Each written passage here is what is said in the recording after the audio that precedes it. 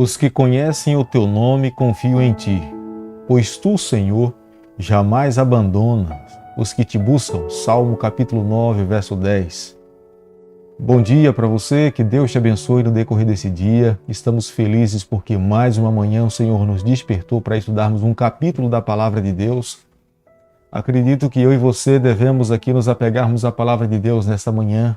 O que o salmista nos fala aqui no seu livro, capítulo 9, verso 10, os que conhecem o teu nome confiam em ti, pois tu, Senhor, jamais abandonas os que te buscam. Os que conhecem o Senhor, de fato, jamais serão abandonados. Reconhecem a sua dignidade, a sua majestade, a sua soberania, o seu senhorio sobre o universo e o planeta Terra. Portanto, Ele é digno do nosso louvor, da nossa adoração. É por isso que nessa manhã nós aqui nos acordamos para rendermos louvores a Ele. Nós estamos estudando o livro de 2ª Epístola aos Coríntios e quero nesse momento convidar você a abrir a sua Bíblia no capítulo 4, no verso 1. Pelo que, tendo este ministério segundo a misericórdia que nos foi feita, não desfalecemos. O apóstolo Paulo está aqui no capítulo 4 concluindo as ideias que ele iniciou no capítulo 3. Ele sabia perfeitamente que muitos judeus eles viviam e viveram a escravidão da letra da lei. Mas aqui no capítulo 4 agora ele está apresentando as razões pelas quais um dia ele, chamado pelo Senhor Jesus Cristo ali no caminho de Damasco, caiu do cavalo, mas reconhecia que havia um chamado especial para a sua vida. Eis a razão da sua verdadeira entrega a Deus, do seu verdadeiro empenho, sacrifício pessoal e renúncia do eu, para que Cristo pudesse conduzir a sua vida. Um dia, como vivendo perseguidor do povo de Deus, escravo da lei, mas a graça de Jesus Cristo lhe alcançou e, consequentemente, a sua vida mudou por completo. Ele agora estava disposto a evangelizar muitos que ainda viviam na sua antiga dispensação, escravos da lei, levando eles a viverem uma vida de liberdade em Jesus Cristo. É o novo ministério do Novo Testamento. O ministério agora guiado pelo Espírito Santo, uma vida guiada pelo Senhor, uma vida de justiça. O apóstolo Paulo sabia perfeitamente que esse evangelho trazia liberdade para todo aquele que cresce. Paulo não se importava com as dificuldades e sofrimento que ele teria que enfrentar, mas o que de fato lhe motivava a cada dia era pregar a pessoa de Jesus Cristo.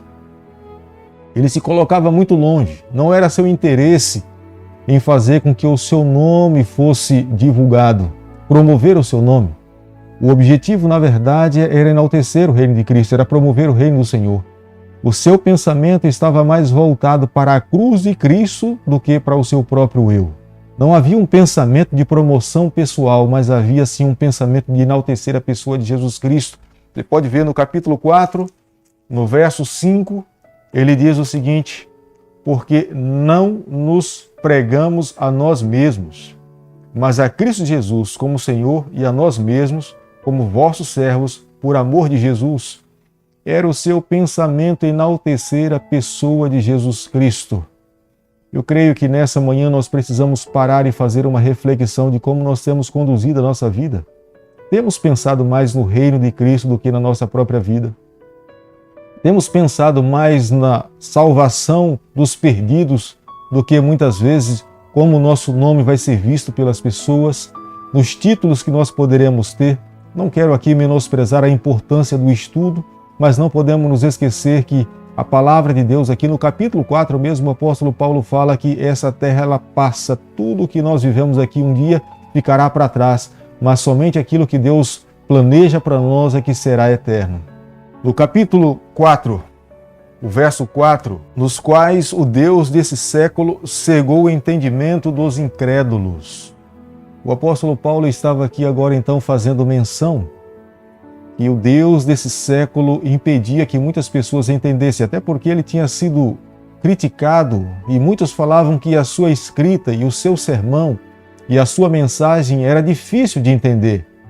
Mas ele sabia perfeitamente que uma pessoa quando aceitava Jesus, e é o que nós podemos entender como o nosso Deus um dia, na criação de todas as coisas, como ele criou a luz, e a luz iluminou toda a terra, Nós sabemos que quando alguém aceita Jesus, a obra do Espírito Santo é iluminar a nossa mente. Ele abre o nosso entendimento. Ele nos guia em toda a verdade. Ele faz com que aqueles que vivem no presente século e estão cegos por causa do Deus desse presente século, mas aqueles que se colocam nas mãos de Deus e são subjugados diante do poder do Espírito Santo, consequentemente o Espírito Santo abre o nosso entendimento para que nós possamos entender as verdades que estão contidas na Bíblia. É o que o apóstolo Paulo está falando no capítulo 4, no verso 7. Temos, porém, esse tesouro em vasos de barro, para que a excelência do poder seja de Deus e não de nós. Ele sabia perfeitamente que a obra era uma obra efetuada pelo Espírito Santo. Nós somos apenas instrumento nas mãos de Deus e, consequentemente, Deus espera que cada vaso possa cumprir a sua responsabilidade enquanto estar aqui nessa terra. Perfeitamente ele sabia das tribulações, das lutas, das dificuldades, e cada um de nós vivemos aqui nesse mundo. Ele mesmo um dia foi julgado, onde falaram que o seu evangelho era difícil de ser entendido. Mas podemos ver que o apóstolo Pedro um dia afirmou que muitos iriam deturpar os escritos do apóstolo Paulo. Mas é o que a Bíblia nos apresenta no livro de Isaías, capítulo 28, verso 10, dizendo que a maneira para que nós possamos entender as epístolas do apóstolo Paulo, a escrita do apóstolo Paulo, as suas cartas, as suas igrejas, é necessário analisar à luz de toda a Bíblia. Nós não podemos fazer uma leitura de uma parte da Bíblia, das cartas do apóstolo Paulo, de uma forma isolada. É necessário estudar todo o contexto. E você pode ver no livro de Isaías, capítulo 28, verso 10, a Bíblia fala, é um pouco aqui, um pouco ali. É o Antigo Testamento sendo comparado com o Novo Testamento, é o Novo Testamento sendo comparado com o próprio Novo Testamento, é o Antigo Testamento sendo comparado com o próprio Antigo Testamento. Isto é uma regra de interpretação da palavra de Deus. A palavra, amigos, de Deus, ela fortalece a nossa caminhada. A palavra de Deus, ela nos prepara para que nós possamos nos encontrar com o nosso Salvador. Ela aperfeiçoa a vida de todo cristão. Ela nos molda, ela nos leva ao encontro da pessoa de Jesus Cristo, para que nós possamos viver uma vida completamente diferente. A palavra de Deus, ela nos limpa de tudo aquilo que é impuro. No livro de João, capítulo 15, verso 3, Jesus um dia disse o seguinte aos seus discípulos: vós já estáis limpo pela palavra que vos tenho falado. A palavra de Deus, ela nos leva nesse patamar a vivermos uma vida melhor do que nós vivíamos. A palavra de Deus, ela nos santifica. O livro de João, capítulo 17, verso 17, diz o seguinte: santifica-os na verdade, a tua palavra é a verdade. Ela nos separa de um grupo de pessoas. A palavra de Deus, ela nos coloca num patamar onde Deus espera que o seu povo possa estar. É claro que essa separação não é uma separação exclusivista, onde nós acreditamos que devamos viver essa verdade sem comunicar essa verdade ao mundo. Não é assim. Não, a palavra de Deus, ela nos chama a viver o evangelho que o Senhor espera para que nós possamos viver, com o intuito de alcançar aqueles que ainda não conhecem a Jesus. Mas, é claro, entendemos uma verdade aqui. Nós precisamos viver essa verdade para influenciar aqueles outros que não conhecem essa verdade. Não podemos ser influenciados pela cultura do presente século. Somos chamados para influenciar aqueles que ainda não conhecem essa verdade. A palavra de Deus, ela nos liberta. O livro de João, capítulo 8, verso 32 diz: e conhecereis a verdade, e a verdade vos libertará. Somente através da palavra de Deus, ela tem poder para nos trazer a liberdade.